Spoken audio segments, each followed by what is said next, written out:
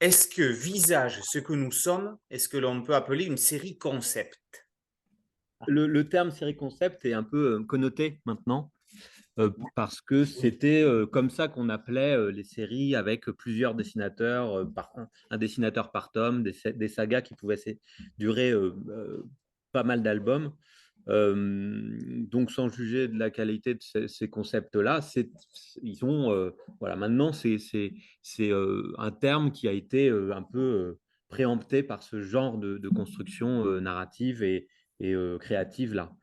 Alors après, il y a un concept dans notre bande dessinée, sans doute. Alors, je ne sais pas le synthétiser, hein, mais c'est plutôt le pitch.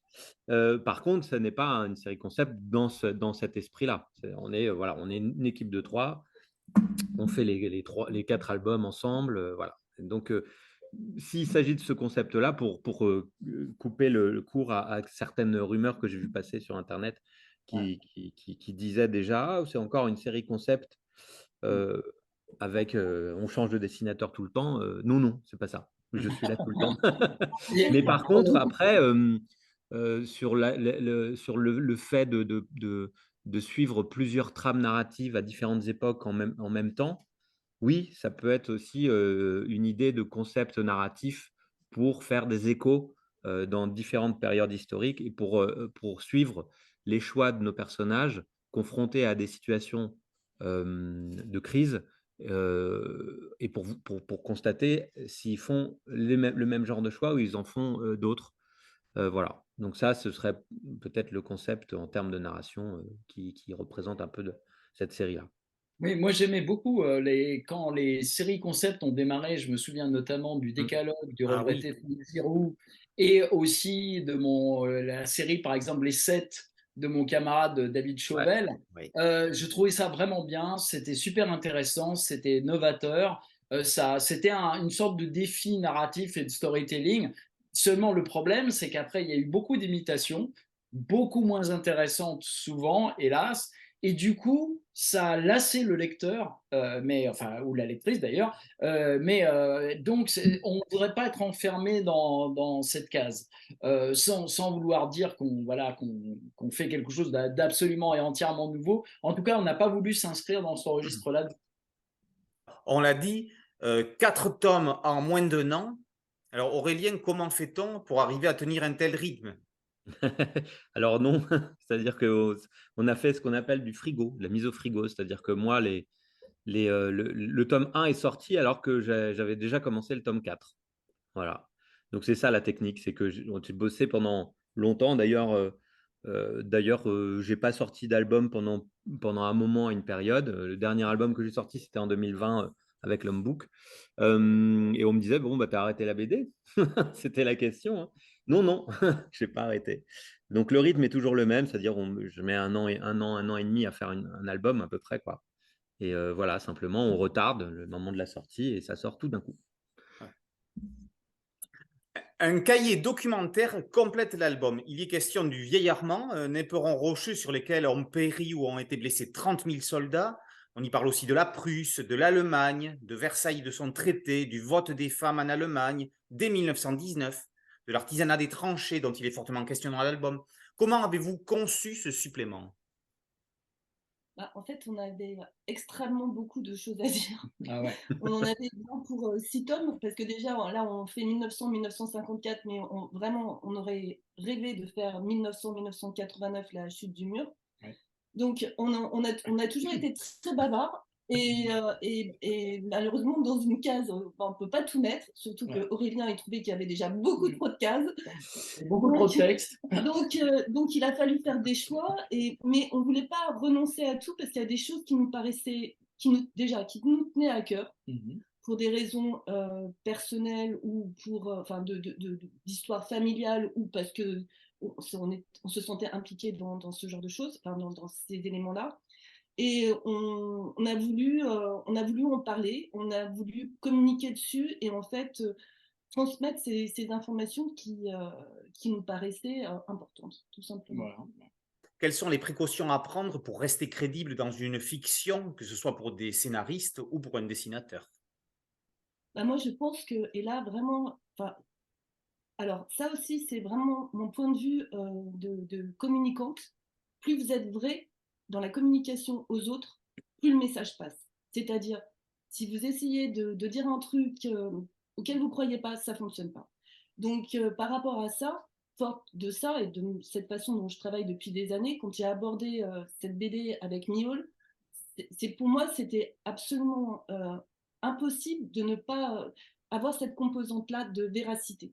Donc c'est pour ça qu'on n'est pas une BD historique, on est une BD d'aventure sur fond historique, mais pour moi le fond historique était essentiel, c'est-à-dire c'est lui qui donne la couleur, c'est lui qui contextualise ce qu'on veut dire des gens et qui fait en fait que ces gens existent. Ils existent par ce contexte-là qui est vrai.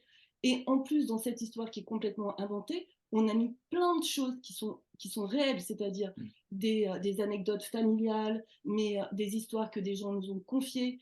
C'est plein de détails qui sont vrais.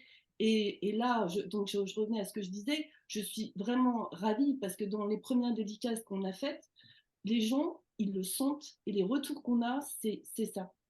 Ça a fonctionné. Et donc ça, c'était le plus beau des cadeaux qu'on pouvait avoir par rapport à la BD. La documentation ne doit pas être un frein à l'émotion. Voilà. C'est pour ça d'ailleurs que sur la documentation elle-même, quand on a commencé à faire des recherches, on s'est aperçu très vite que tout ce qui était textuel, livresque, notamment sur Internet, parce qu'on a cette illusion qu'Internet, que ce soit Wikipédia ou tous les autres sites, il y a pléthore d'informations. Et on s'aperçoit qu'en fait, elles sont quasiment toutes de même nature. Et d'autant plus qu'on a cherché en français, anglais, allemand. Ouais. C'est-à-dire que dans les 3 langues, on avait les mêmes infos. C'est comme s'ils avaient décidé qu'il y avait un résumé de l'histoire, de la grande histoire, uniformisé. Peu importe dans quelle langue c'était. Et ça, quand on a réalisé ça, on s'est dit, il faut qu'on change. Il faut qu'on change de canal, en fait. Face à cette uniformité des informations textuelles, même dans les 3 langues, donc anglais, français, allemand, nous sommes du coup tournés davantage vers des documents authentiques, des témoignages enregistrés, filmés, des lettres de poilus. Voilà, toujours dans cette idée qu'on donne une vision de l'histoire à travers une échelle humaine. Voilà, vraiment de l'histoire vue d'en bas. Et du quotidien. Et du quotidien. Dans ces recherches documentaires, on est tombé sur le travail de Jérôme Prieur, qui est 2 documentaires en fait, et c'est Ma vie sous l'Allemagne d'Hitler, et c'était incroyable. J'en suis encore émue rien que de penser parce que c'est en fait c'est quelque chose qui est complètement méconnu. D'ailleurs, nous on ne connaissait pas non plus. Du tout. C'est 3 professeurs d'Harvard qui ont lancé en 1939 sous forme d'un concours un appel à témoins pour tous les exilés qui se trouvaient aux États-Unis. Donc, c'était l'ensemble de la population qui était représentée. Ils ont reçu, c'était jusqu'à, je crois, c'était ouvert jusqu'à mai 1940, cet appel, et ils ont reçu plus de 20 000 lettres. Et donc, en fait, Jérôme Prieur, dans son documentaire, lit ces lettres. Enfin, il les fait lire. Il les fait lire par Ute Lamper, qui est une chanteuse et qui a une voix extraordinaire. Donc, en fait, c'est Ute Lamper qui lit ces lettres, mais vraiment telles quelles, telles qu'ils les ont reçues. Il y en a qui sont écrites à la main, de taper à la machine. Il disait d'ailleurs très bien dans un reportage que c'était extrêmement émouvant parce qu'on voyait, les gens étaient encore là, même à leur façon de taper à la machine. On voyait qu'il y a des lettres à des moments qui étaient plus frappées que d'autres. Donc, il y avait une émotion énorme dans ces traces-là humaines. Et donc, ces lettres sont lues sur un fond d'image qui n'est pas professionnel. Donc, c'était des films amateurs qui ont été montés pas forcément... Enfin, je veux dire, c'est pas un descriptif des lettres qui sont lues, mais justement, ça les contextualise. Exactement ce qu'on a dit tout à l'heure. Ça donne cette couleur, cette ambiance qui nous permet de rentrer dans cette lecture de façon beaucoup plus intime. Et ces 2 documentaires sont absolument extraordinaires.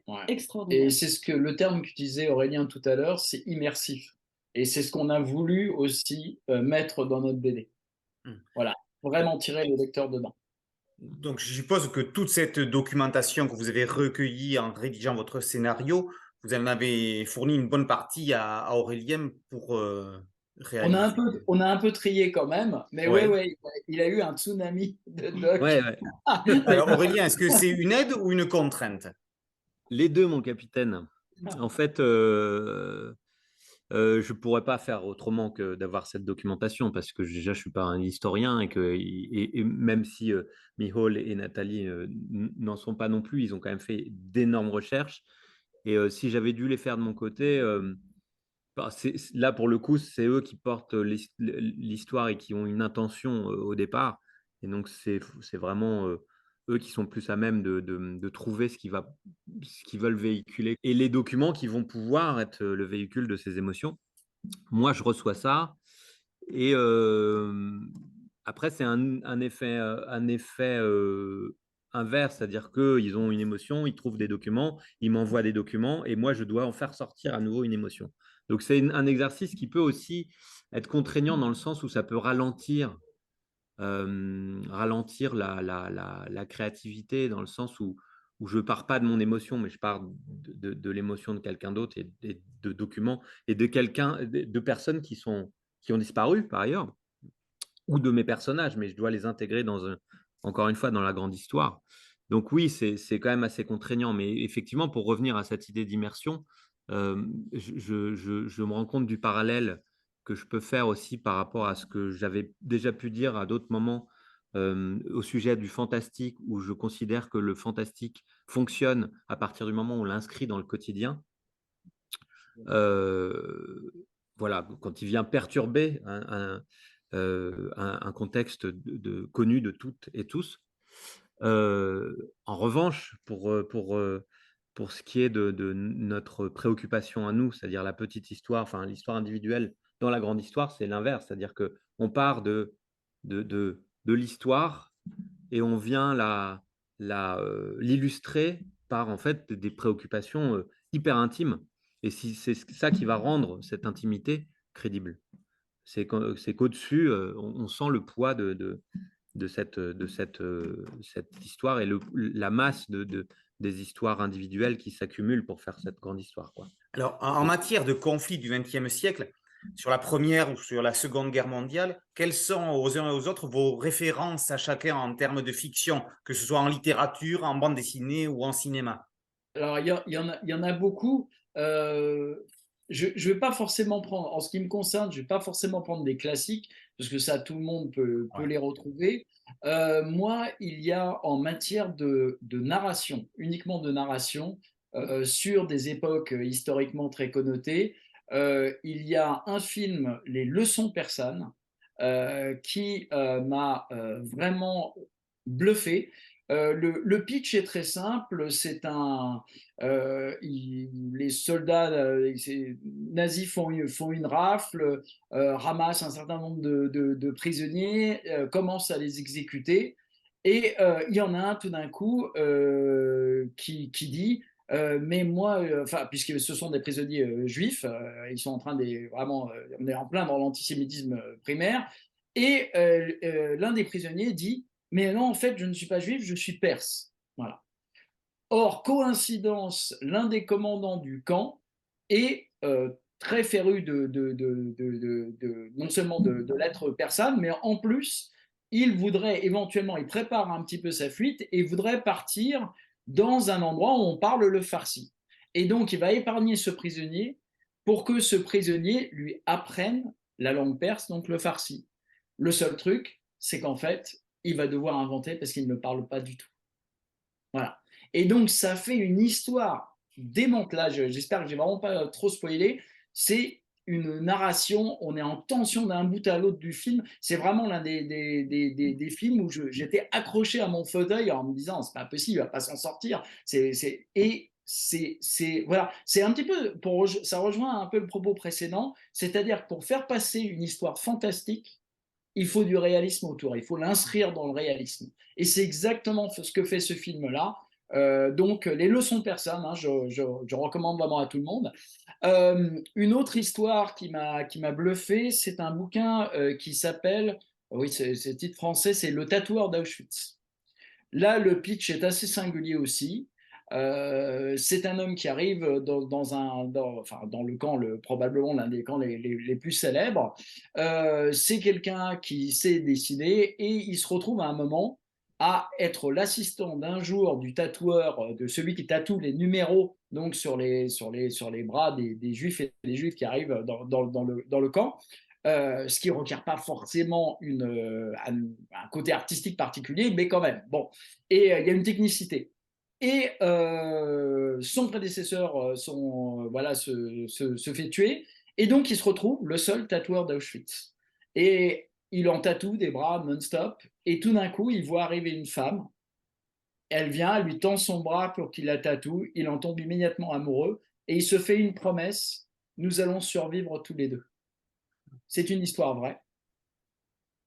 Je veux surtout pas spoiler, mais c'est waouh, quoi, pareil, on est pris. Et donc ça, c'est vraiment sur le côté narratif par rapport aux envies que j'avais moi personnellement, d'écriture justement qui soit pas forcément linéaire, qui soit empreinte d'émotion, mais qu'en même temps on peut rattacher à une forme de réalité. C'est ça que je cherchais en termes de tonalité. Voilà. D'accord. Nathalie? Je vais juste dire, moi, il y a un film qui m'a énormément interpellée, c'est le Labyrinthe du silence. Ah ouais. Parce que c'est un film donc, qui est post-guerre. C'est un jeune avocat qui découvre peu à peu en fait, cette histoire des camps qui est tue et qui veut lever le voile. C'est tout en finesse, et quand on parlait de cause et de donner son sang, voilà, pareil, moi je vais pas... Mais il y a quelque chose de tellement... tu l'as vu aussi, je ne sais pas comment... Tellement vrai, intègre et puis un questionnement sur la génération d'après, enfin le questionnement de la génération d'après, et ça m'a vraiment interpellée. Voilà, donc ça c'est mon coup de cœur de film. Au niveau des livres, là il y a 2 livres que j'ai lus récemment qui ont complété vraiment notre approche de visage, parce qu'on ne pouvait pas parler de tout, mais si j'avais dû mettre encore une partie dans le visage, ça aurait été là où nous sommes chez nous, ou alors la carte postale, parce que c'est des questionnements familiaux, c'est des questionnements identitaires, de où est-on chez nous, enfin voilà, c'est pareil, c'est hyper riche, vous avez des vues de dedans, dehors, c'est passionnant. Et pour finir en BD, puisqu'on est dans la BD, un coup de cœur au photographe de Mauthausen avec notre ami Salva Rubio. D'ailleurs, on lui fait un clin d'œil dans notre BD, il le sait, il l'attend. Et la dernière chose que je vais un tout petit peu développer, mais rapidement, c'est Heimat de Nora Crook, qui est en fait Heimat, donc ça veut dire en gros chez soi, le chez soi. Bon, il n'y a pas vraiment un mot en français pour dire ça. Et en fait, c'est un roman graphique plutôt, d'une Allemande qui a grandi aux États-Unis et qui fait une recherche de son identité. Et en fait, ce livre m'a vraiment surprise, parce qu'en fait, elle part justement des objets du quotidien en montrant l'identité au quotidien. Et mes enfants sont franco-allemands, je vis aussi avec la culture allemande dans mon quotidien. Et en lisant le livre de Heimat, je me suis aperçue que j'avais plein de choses identitairement allemandes chez moi et j'en avais absolument pas conscience. Donc, je trouvais ça super intéressant sur l'identité jusque dans l'objet qu'on choisit d'avoir chez soi, d'acheter, ne serait la marque de scotch, le type de classeur, de tubes de colle, des trucs qui ont l'air anecdotiques et pourtant qui sont l'identité d'un pays, en fait. Je rebondis juste sur le photographe de Mauthausen, parce qu'il y a parfois, quand on passe 8 ans et demi donc, à faire une BD, et tout d'un coup sort une BD en cours d'écriture pour nous, le photographe de Mauthausen, Salva Rubio, c'est probablement l'un des meilleurs scénaristes actuels, jeune scénariste, il est brillant. Et donc, on voit la BD, moi je la lis, je suis dégoûté, j'ai dit, bah non, on arrête, on ne peut pas faire ça, on peut pas faire mieux que ça, c'est pas possible. Donc, voilà. Et en même temps, on se dit, mais quand même, on va essayer de faire quelque chose qui soit pas exactement pareil, mais qui soit au niveau. Quoi. Non, c'était pas ça. C'était en fait, nous, on était sur une ligne, quelque chose de très long. Lui, il arrive, clac, clac, tac, il tombe le livre, on était en cours. Ouais. Donc, c'était drôle. Et du coup, c'est pour ça qu'on a eu envie d'intégrer, de lui faire un petit clin d'œil, de l'intégrer à notre histoire à nous. Voilà, c'était. Ouais, mais il est bon quand même. Ouais, Ça fait flipper Mihol. Aurélien, même question. Il m'énerve. Bah, moi, je n'ai pas grand-chose à rajouter sur le point de vue cinématographique parce que je n'ai pas la culture ni de Mihol ni de Nathalie sur le sujet. Simplement, moi, j'apporte peut-être ma patte et, pour l'émotion et voilà d'où elle vient. Moi, ce que j'aime, c'est le noir.